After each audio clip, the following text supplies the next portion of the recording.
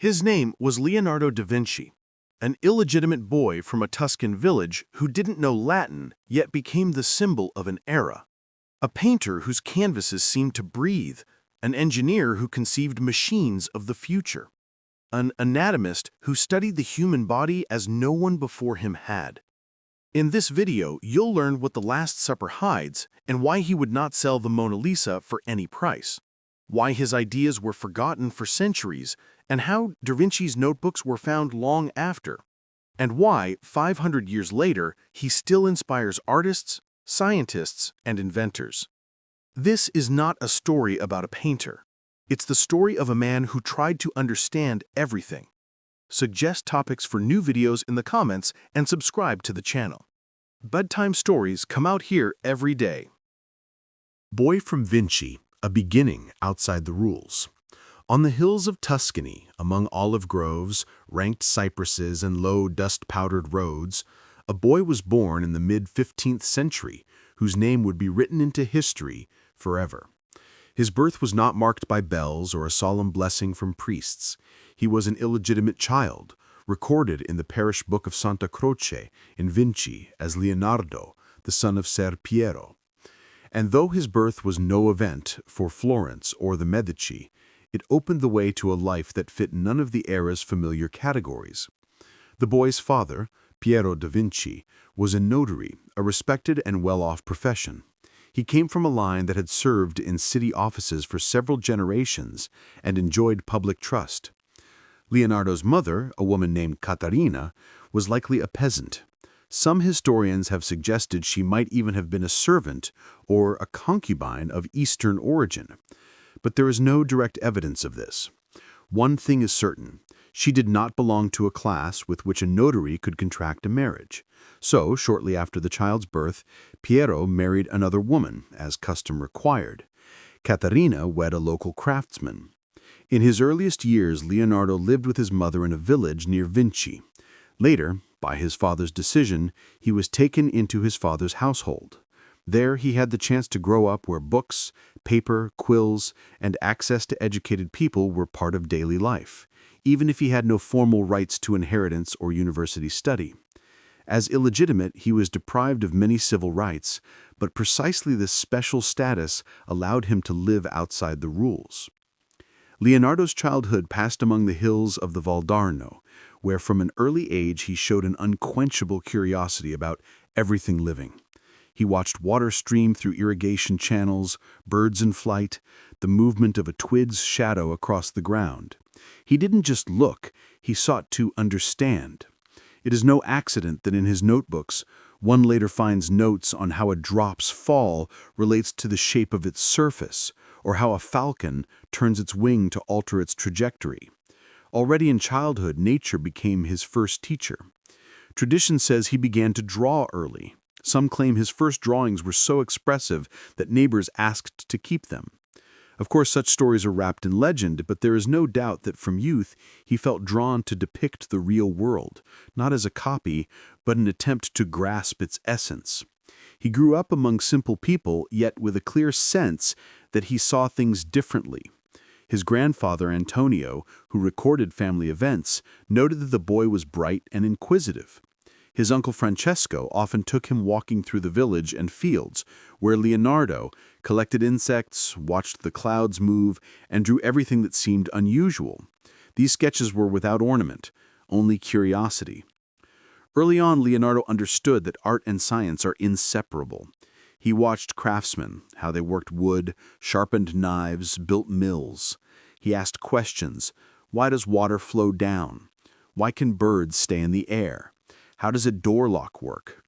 As a boy, he tried to take things apart to see what they were made of. No one taught him. He learned by sight and touch, through error and experience. He didn't know Latin like educated men, but that didn't stop him from inventing his own ways of understanding the world. He copied letters and tried to decipher texts, drew complex geometric forms, observed how light changes the contours of objects. In the small library at the church, he could spend hours looking at manuscripts, not understanding the words, but reading the lines and images. He didn't read, he looked closely. That was his first science. The nature of Tuscany, rocky slopes, muddy rivers, the sunset light on vineyards, left an indelible mark on him. Later he would say that the best school is careful observation of the real world. That's how he lived. In one sketch he wrote, "Open your eyes, look at the light, notice what makes a shadow alive." Seeing that his son drew constantly and that his interest did not fade but only grew, Piero began to think of apprenticing him. Leonardo was about 13 when his father took some of his sketches to Florence to show to acquaintance painters. The drawings were unusual, precise yet not childish. Soon, one of the city's most respected masters, Andrea del Verrocchio, agreed to take the boy into his workshop. But that was still ahead. For now, the young Leonardo continued to live in Vinci, draw trees and insects, watch how light lay on house facades, and delve into the tiniest details of the world, as if he knew that in them lay the beginning of a great path. Leonardo's parents, recognizing in the child Florence and Master Verrocchio, the birth of an artist. Piero da Antonio noticed that young Leonardo had more than simple drawings. He had artistic talent, so he sought a worthy mentor for him. His father took a few of his son's drawings and set out for Florence, the cradle of Renaissance art. 15th century Florence stood at the height of its artistic and cultural life. Brunelleschi's architecture, Fra Filippo Lippi's painting, Donatello's sculpture, and Medici patronage made the city a place where art was ceasing to be mere craft and becoming a way of thinking. Piero approached Andrea del Verrocchio, painter, sculptor, engineer, widely respected and head of one of Florence's best workshops. His pupils already included promising young artists, and he took commissions for cathedrals, monasteries, and civic projects. Verrocchio reviewed Leonardo's drawings and agreed to accept him as an apprentice. Thus began one of the most important stages in the young Da Vinci's life. In the workshop, pupils passed through all stages of training, from the humblest tasks like grinding pigments, preparing canvases, and stretching frames, to drawing under the master's guidance and independently executing parts of compositions. The first years were not a time of glory, but of labor, observation, and the slow accrual of experience. Leonardo quickly stood out among his peers.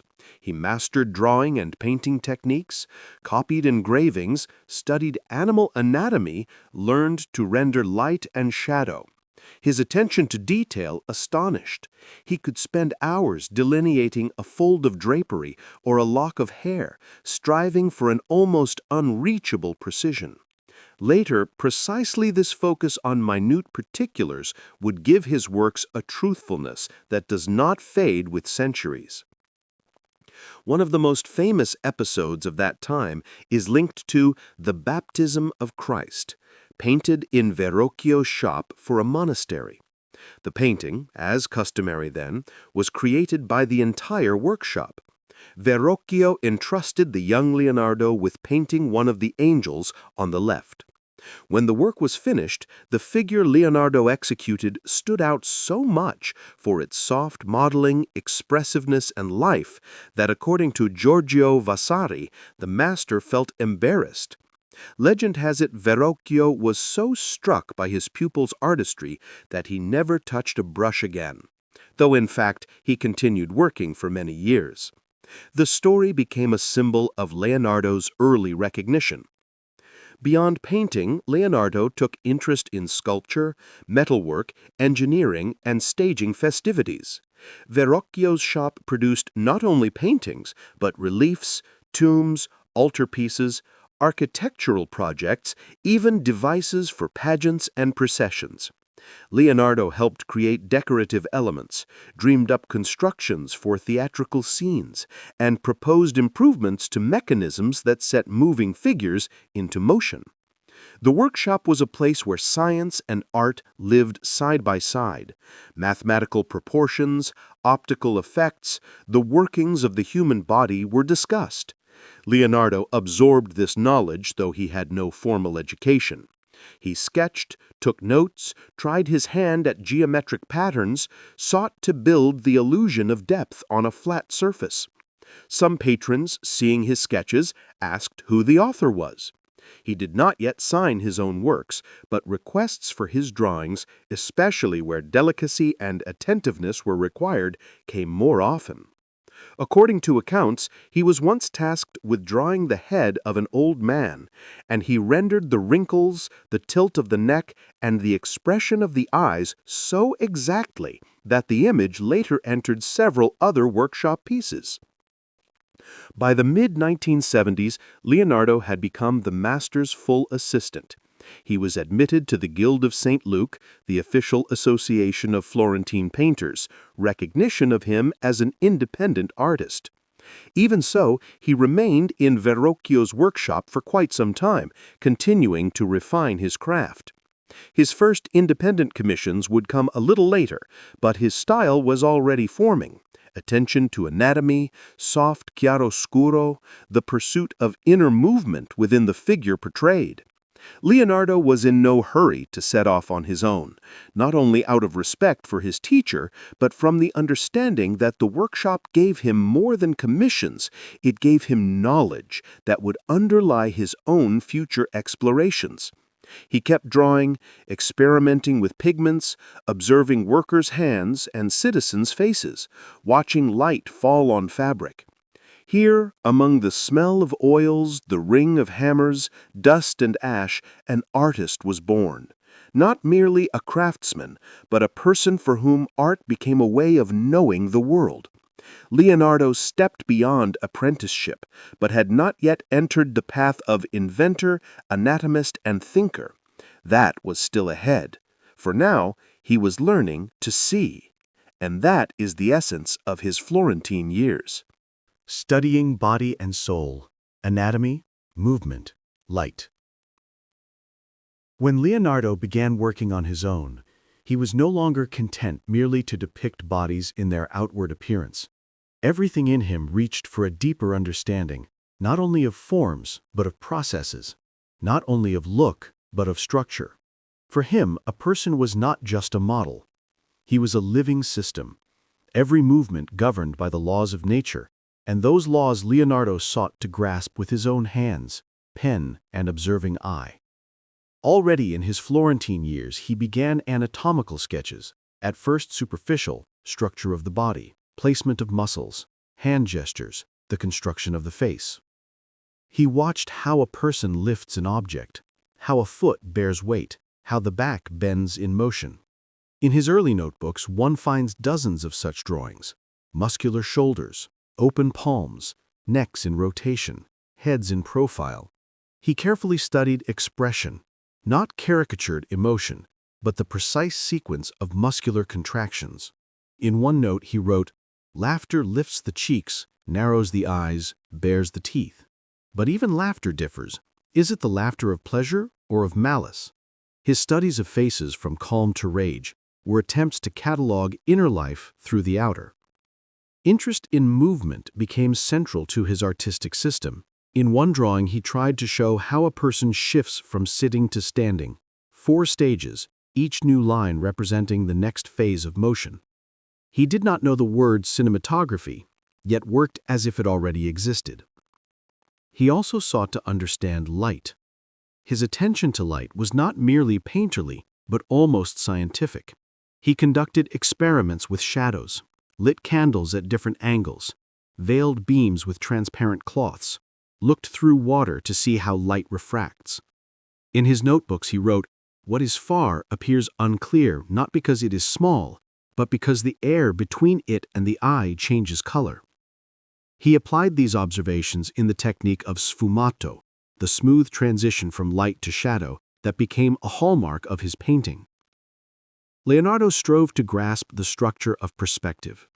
He drew intersecting planes, experimented with vanishing points, studied how geometry shapes our sense of depth.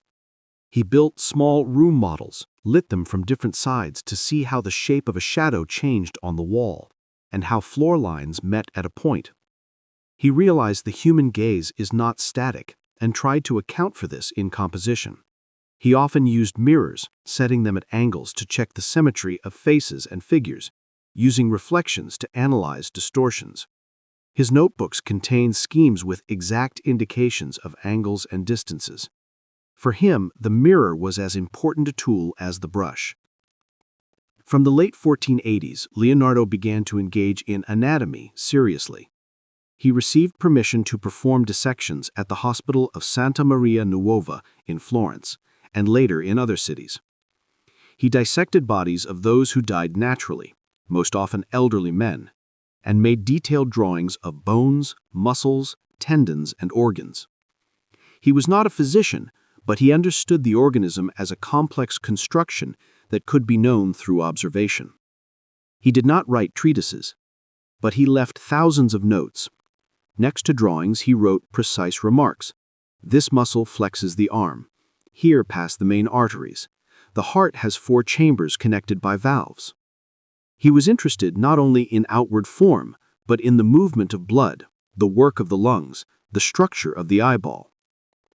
He tried to understand how the voice is born, where breath comes from, why skin tone changes with age. One of his most famous drawings is the Vitruvian Man, a nude male figure inscribed simultaneously in a circle and a square. The image became an icon of harmony between body and geometry. He did not simply follow the Roman architect Vitruvius, but tested it, measuring bodies, comparing proportions, seeking laws where art meets mathematics. He created anatomical series: hands, shoulders, feet, the spine. He correlated neck muscles with head positions, sought the relationship between knee form and gait. He wrote from right to left in mirror script, perhaps to keep notes private, perhaps because, as a left-hander, it was more convenient. One notebook contains a remarkable observation: the drawing of a fetus in the womb, one of the first in history to depict an embryo with such respect and accuracy. He describes the position of the umbilical cord, the shape of the uterus, the relation of fetus to spine. Elsewhere, he diagrams the vascular system and tries to imagine how blood flows. Many of his studies remained unpublished in his lifetime, yet they were deeper than anything then created in anatomy. Prejudice did not stop him. He sought no mysticism in the body's structure, but he did not deny wonder in it. He saw beauty in a finger joint, in the turning of a neck, in the curve of a back. None of this he separated from painting.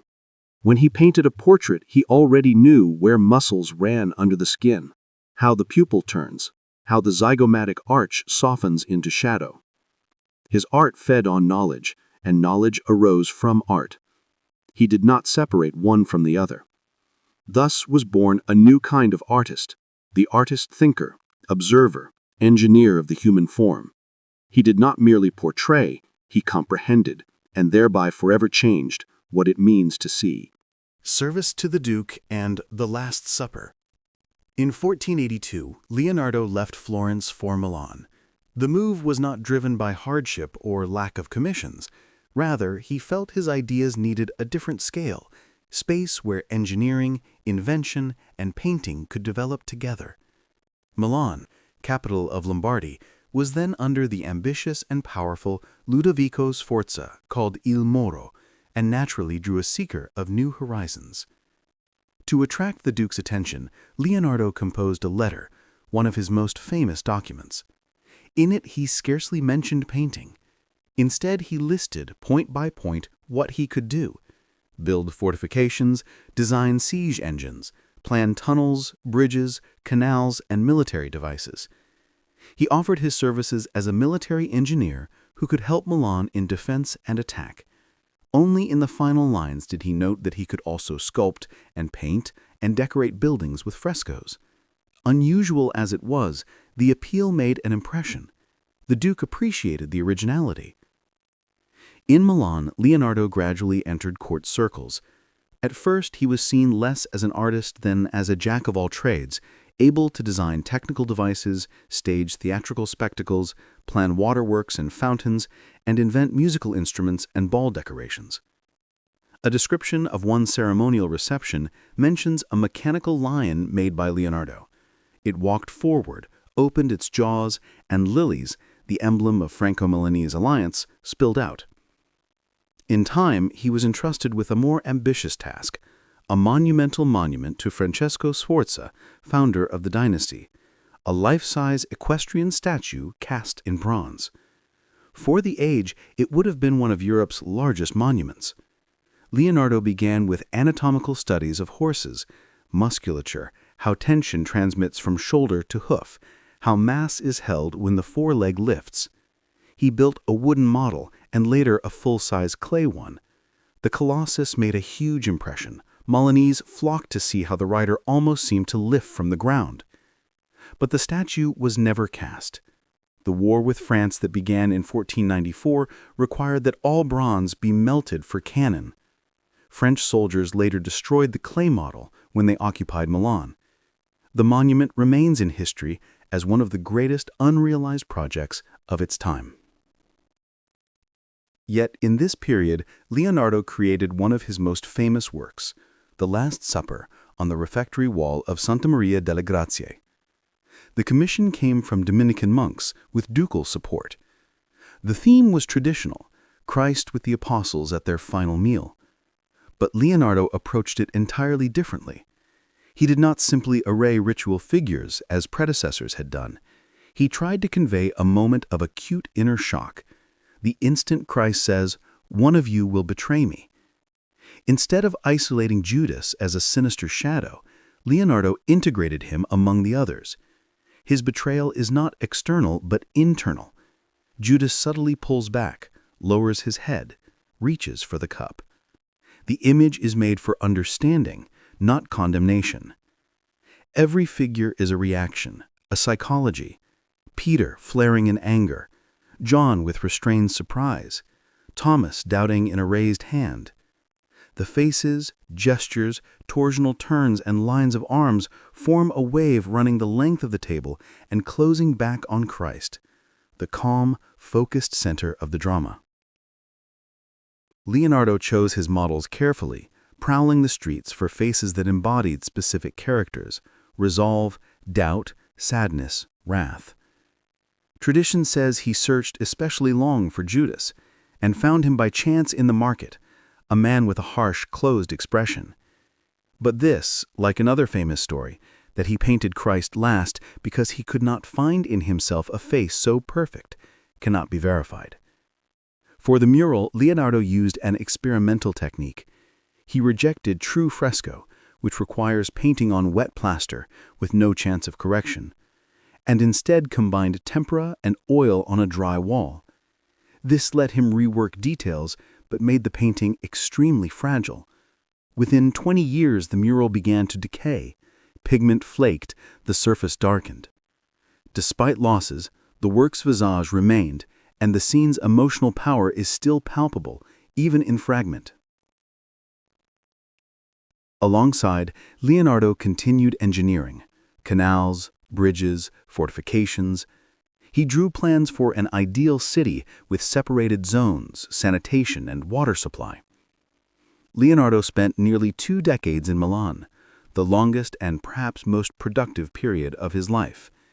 Here he created not only masterpieces, but the foundation for everything to come. Here he realized that grandeur of conception may not match the possibility of execution, and yet is still worth conceiving. City of Machines and Notebooks, Da Vinci the Engineer. In a workshop on Milan's outskirts, amid quills, boxes of plaster models, and heavy books, Leonardo filled page after page with drawings, observations, formulas, and sketches. In the quiet half-light, his thought knew no bounds. The notebooks became his main instrument, not the painting or the sculpture, but an endless stream of ideas where science, art, and technology intertwined and fed each other. His letter to Ludovico Sforza had already shown this layered nature. He offered himself as a military engineer designing bridges, fortifications, weapons, canals, and drainage. This was no boast, it was what he meant to do in Milan. He came as inventor, engineer, observer of nature. From then on, his notebooks blossomed. He recorded everything. mechanisms for observing birds, the properties of water, architectural drawings, optical experiments. A chief fascination was how to lift a human into the air. He watched birds, noting for hours the subtlest motions of wings and tail. He drew dozens of devices with moving parts. Wings powered by legs and arms, some with levers and linkages, others with springs. He analyzed how much force is needed to take off, what wing proportions should be, what a person weighs. Later he designed the air screw, a device that, if spun rapidly, was meant to rise. He did not build it, he knew no energy source existed to make it work. But the idea remained. Conception outpaced possibility, as often in his life. He devoted enormous attention to mechanics, gear trains, intricate lever systems, schemes for smooth motion, the principle of the pendulum, counting automata, braking mechanisms. One project was a thread-winding machine designed with mathematical exactness. Such constructions were less for immediate use than for understanding movement. Water fascinated him. He called it the blood of the earth and believed its behavior followed the same laws as air and light. He observed flow, studied vortices, drew how water skirts a rock or pours into another stream. He designed canals, water-lifting devices, pumps. He imagined city architecture with multi-level structures where people, water, and goods moved along different axes without interfering. Engineering as social imagination. He collaborated actively with Milanese technicians, monks, and architects. He was not apart from city life but drawn into it, and his ideas sometimes found application, though most remained drawings that anticipated future technologies. Another line of work was military. Towers on wheels, mobile fortifications, a prototype multi-barrel gun, even a circular tank rotating in place to fire along the perimeter. These too were unrealized, but their logic and elegance show unusual technical imagination. He did not limit himself to machines, theatrical devices, flying scenery, rising stages, vanishing walls, instructions for changing light with mirror positions, musical instruments, a mechanical lyre, and a water-powered organ. He returned to the same idea dozens of times, changed angles and proportions, added notes, refined calculations. He was in no hurry to finish. The notebooks were not a collection of inventions, but a stream of observations. Here a screw, there the shoulder joint, over there a street lighting scheme, and in a margin, notice how water trembles in a bowl at the sound of a voice. These pages were never meant for publication. He did not seek recognition as an inventor. Engineering was his way of understanding the world, the same as painting or anatomy. That is the paradox of Leonardo. He might have become the greatest mechanic of his age, yet remained a painter who used lines to explain the nature of things. The Milanese notebooks are unfinished, like most of his designs, but they let us glimpse the mind of a man who drew no boundaries between drawing and thought. For Leonardo, the notebook was an extension of eye and hand, the place where the future begins. In 1499, Milan fell. In search of patrons, return and disappointment. The army of King Louis XII of France entered the city, driving out Sforza. For Leonardo, it was not only the end of a patronage, it was the collapse of nearly 20 years of stability, of the time into which he had poured his strength, hopes, and plans. The Milan workshop closed, pupils dispersed, and Leonardo left the city. His first refuge was Mantua under Isabella d'Este, an elegant aristocrat, patroness, and connoisseur. She sincerely valued Leonardo and asked for her portrait. He made a careful profile drawing of the Marchioness, penetrating eyes and a strict chin, but the painting was never completed. He politely declined to stay despite her generosity. Perhaps Mantua seemed too small, or he simply felt he had to move on. In early 1500s, he went to Venice, a city where canals were roads and trade the city's pulse. He did not stay long, but proposed to the Senate a defense of the lagoon, mobile barriers and dams to protect from attack by sea. Though the project drew interest, it was not adopted. Venice did not become his haven. That same year, he returned to Florence, city of his youth and first works, now changed. Michelangelo worked there, young, fiery, ambitious, fresh from the Pietà and soon to begin the David. Others too, Raphael, Bartolomeo, Cesare di Sesto. Florence began seethed with ideas, but Leonardo, now in his 40s, found himself more a spectator than a leader. At this time, he began a portrait of a young woman named Lisa Gherardini, wife of the Florentine merchant Francesco del Giocondo. The painting known today as the Mona Lisa had no grand commission, no palace or church. It was conceived as a private portrait. Yet Leonardo approached it with the same thoroughness he gave monumental murals. He worked on it for years, keeping the canvas even when he left Italy. We will leave its secret to the next chapter. At the same time, he received one of his most ambitious Florentine commissions, a mural for the Hall of the Great Council in the Palazzo Vecchio, the Battle of Anghiari, a Florentine victory over the Milanese. The work was to be not just decoration, but a symbol of republican valor. Leonardo set to it with zeal, anatomy studies, dozens of sketches of horses, faces, gestures. He aimed not merely at battle's dynamism, but inner tension, a struggle of characters rather than arms. The central scene, riders raging over a standard, made a strong impression, contemporaries said. But again, Leonardo tried an experimental technique, oil paints directly on the wall, and it proved fatal. The paint would not hold on plaster. The scene began to deteriorate before completion. He tried to dry it with braziers, which only worsened it.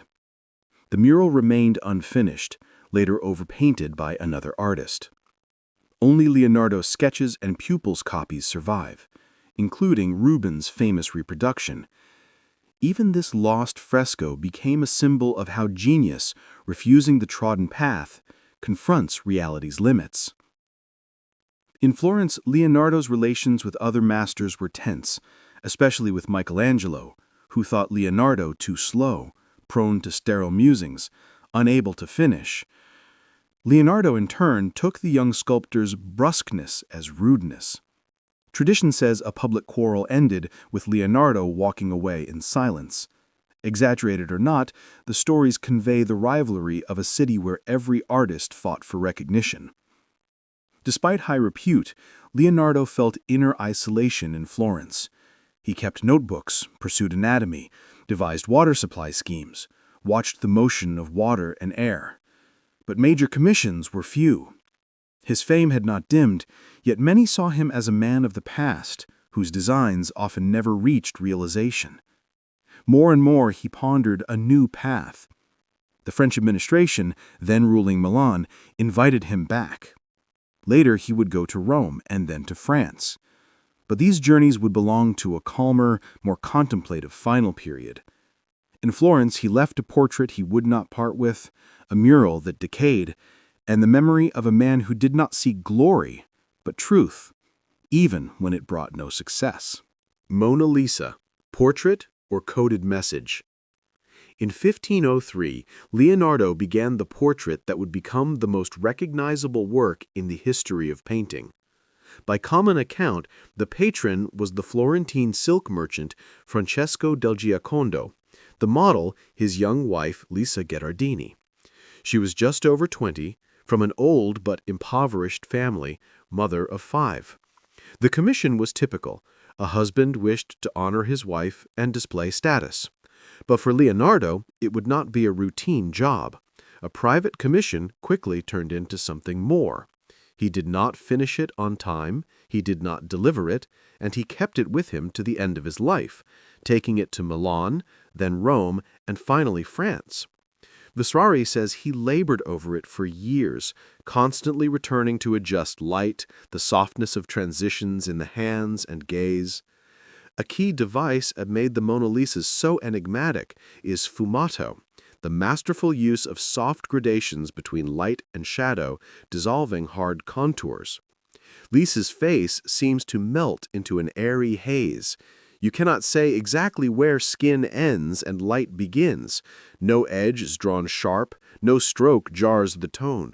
Everything feels full of breath.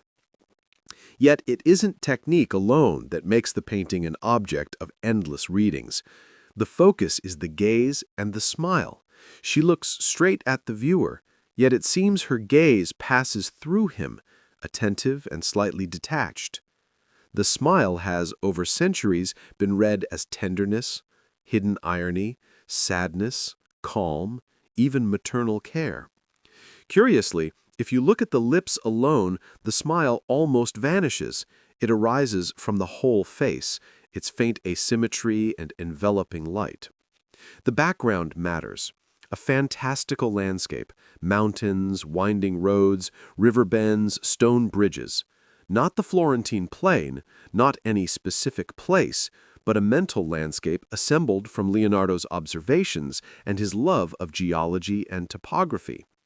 Notably, the horizon line to her left is higher than to her right, a barely perceptible shift that creates a feeling of inner instability, as if the painting's reality is slightly displaced. The artist did not sign or date it, left no inscriptions, recorded no model's name. He simply kept it near him. Perhaps he felt he had expressed something beyond the portraitist's task. The work did not advertise status as society portraits did, nor glorify power like church murals, nor depict a legend. It simply existed like embodied silence. Some suggest he never delivered the painting because the commission was canceled, that Francesco refused to pay for a work that took too long. There's no direct proof.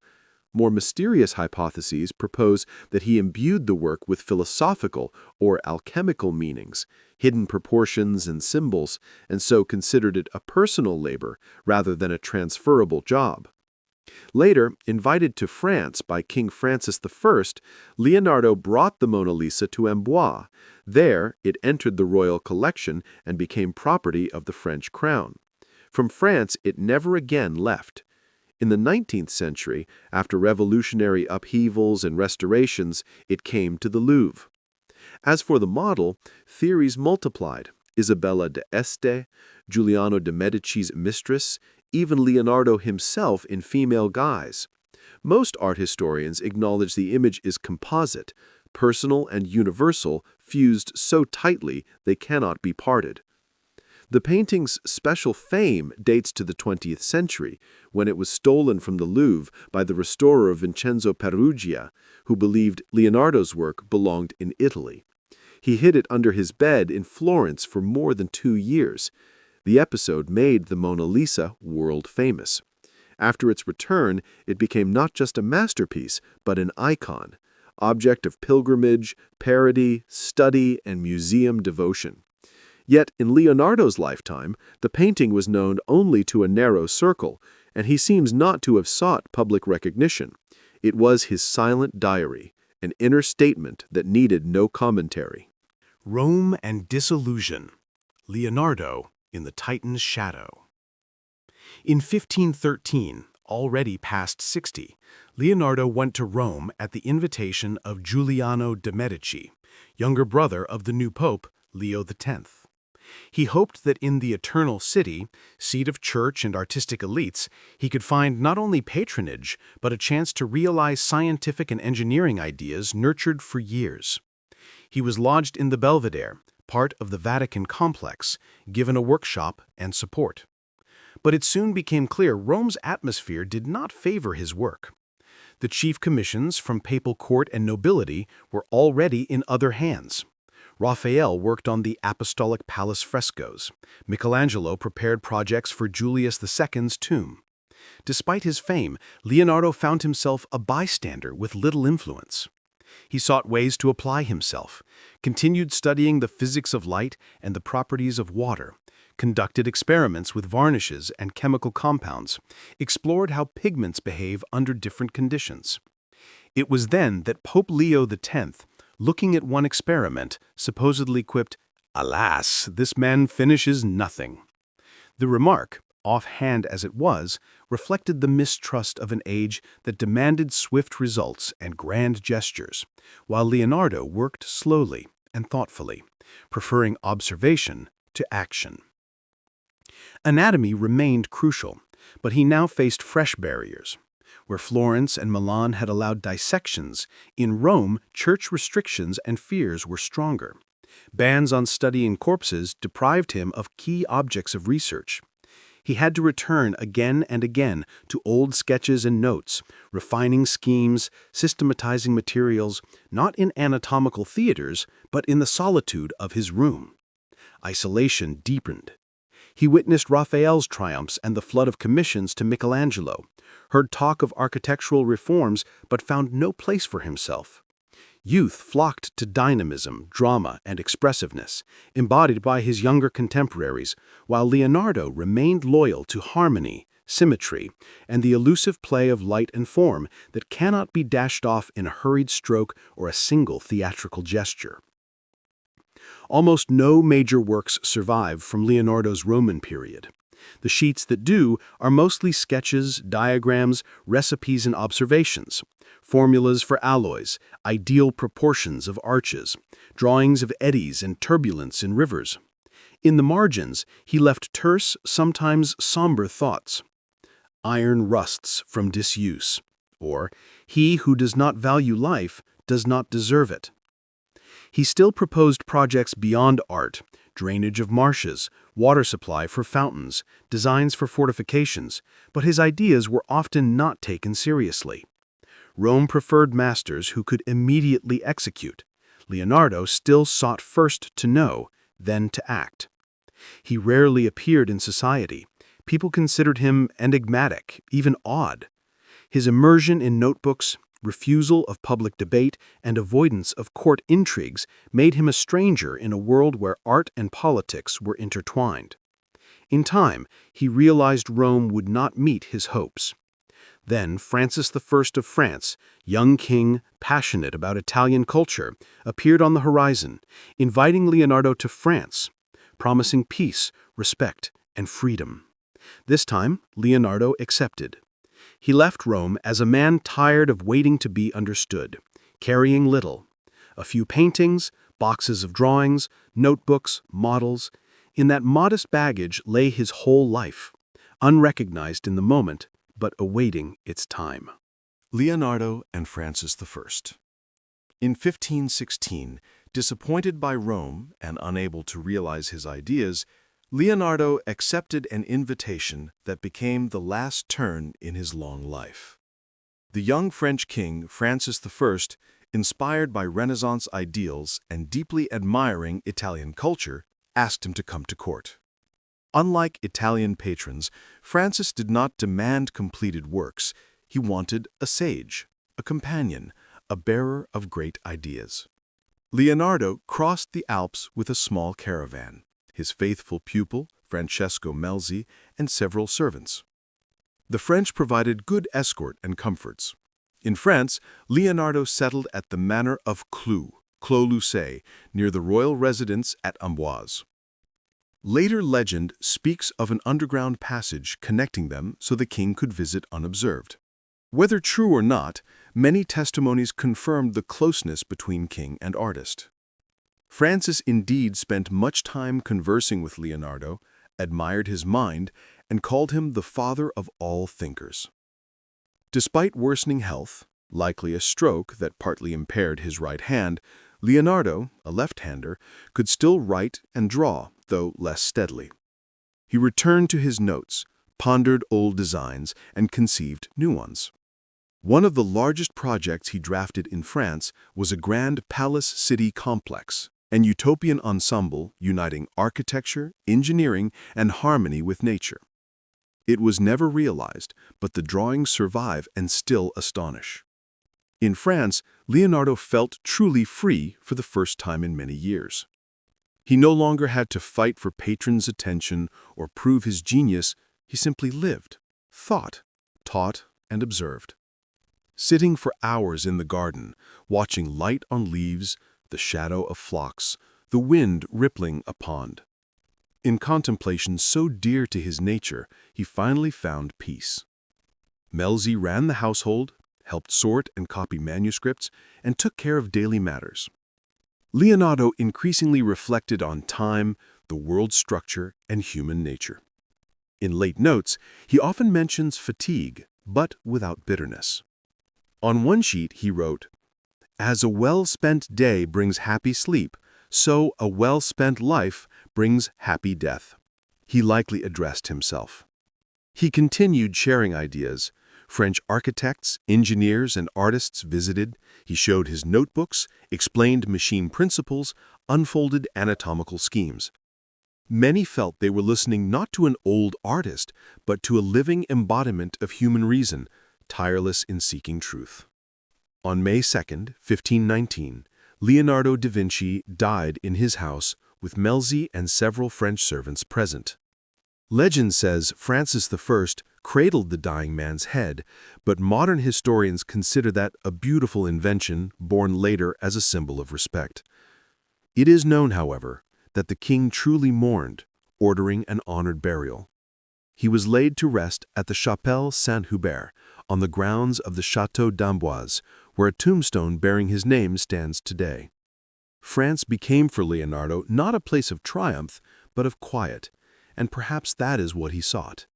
Not scenes, monuments, or fame, but the right simply to be himself. His last years passed beneath old walls and tree canopies, among notebooks and ink, beside people who respected not only his genius, but his nature. Leaving, he bequeathed to France and humanity not only his works, but what does not fade with time, the image of a man who spent his life trying to understand how the world is made and never tired of the search. Mirror of genius, what Leonardo left the world.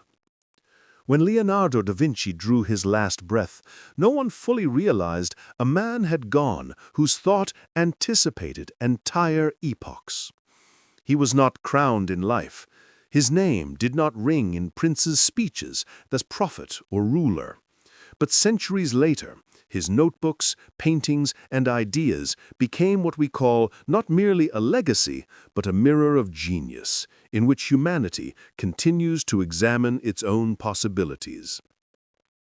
After his death, most of Leonardo's papers were inherited by his pupil Francesco Melzi. He kept them carefully, but after his passing, the documents began to scatter, some to collectors, others lost, still others forgotten in monasteries and libraries. For centuries, Da Vinci's notebooks wandered Europe, fragmentary and underrated, until the 19th century when scholars and connoisseurs began to grasp their true value. One of the most famous surviving manuscripts is the Codex Leicester, now owned by Bill Gates, a compendium of Leonardo's reflections on the nature of light, the movement of water, the structure of the Earth's crust, and reflections written in his famed mirror hand from right to left, making reading all the more unusual. His inventions span dozens of fields. Many drawings proved so precise that engineers in the 20th century successfully reconstructed them. Some designs worked well, despite materials or technologies lacking in his day. No less vast is his anatomical legacy, drawings of muscles, tendons, and internal organs that still astonish for accuracy. In art, his impact is profound. His handling of light and shade gave portraits a special vividness and inner depth. The Mona Lisa became not just a masterpiece, but a symbol of mystery and contemplation itself. More important, perhaps, is Leonardo's approach to knowledge. He did not divide art and science, or feel compelled to choose between drawing and calculation. For him, the world was a single organism open to study. In this sense, Leonardo became one of the forerunners of the scientific method. He did not frame laws as axioms like Newton or Galileo, but his intuitive approach to experiment, hypothesis testing, and recording observation anticipated the foundations of modern science. In modern times, Leonardo became a cultural phenomenon. His name appears in encyclopedias, novels, films, scholarly works, and popular bestsellers. He is a metaphor for universal genius, proof that one person can unite such different facets. His name has become a symbol of humanity's endless striving for knowledge. Today, his notebooks are digitized, published, and studied anew. Museums mount exhibitions with reconstructed machines from his drawings. Universities hold symposia on Da Vinci's influence on science.